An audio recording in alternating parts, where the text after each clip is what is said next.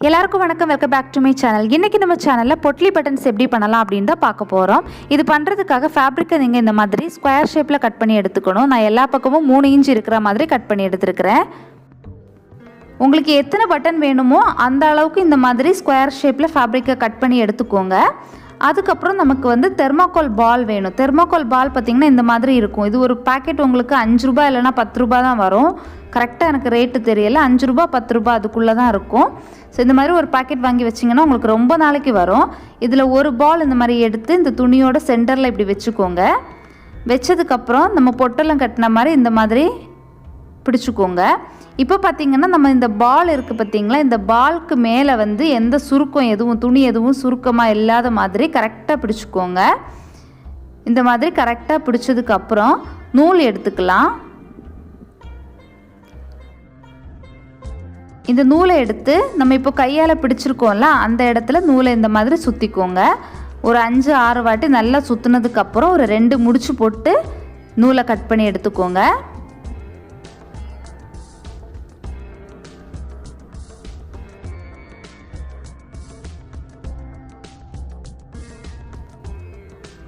இப்போ நம்ம எக்ஸ்ட்ரா இருக்கிற துணியை கட் பண்ணி எடுத்துக்கலாம்.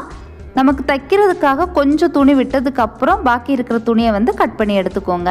இது பார்த்திங்கன்னா ஒரு மெத்தட். இன்னொரு மெத்தட் இருக்குது. அது பார்த்திங்கன்னா ஃபேப்ரிக் இந்த மாதிரி எடுத்துக்கோங்க. இதில் வந்து ஒரு பாட்டில் கேப் ஏதாவது வச்சு சென்டரில் நம்ம வந்து வரைஞ்சிக்கணும். ரவுண்ட் ஷேப்பில் வரைஞ்சிக்கணும். இந்த மாதிரி கேப்பை இந்த மாதிரி வச்சுக்கோங்க.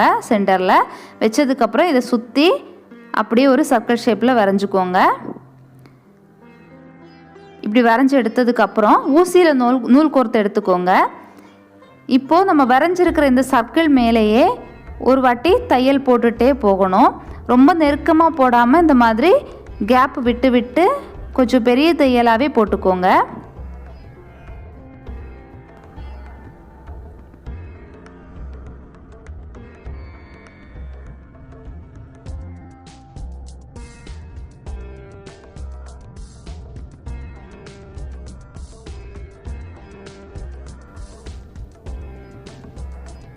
இப்படி இந்த சர்க்கிள் ஃபுல்லாக நம்ம தையல் போட்டு முடிச்சதுக்கப்புறம் இந்த நூலை லைட்டாக அந்த மாதிரி இழுத்து விட்டுக்கோங்க. இப்போ ஒரு பள்ளம் மாதிரி இந்த இடத்துல வந்துடும்.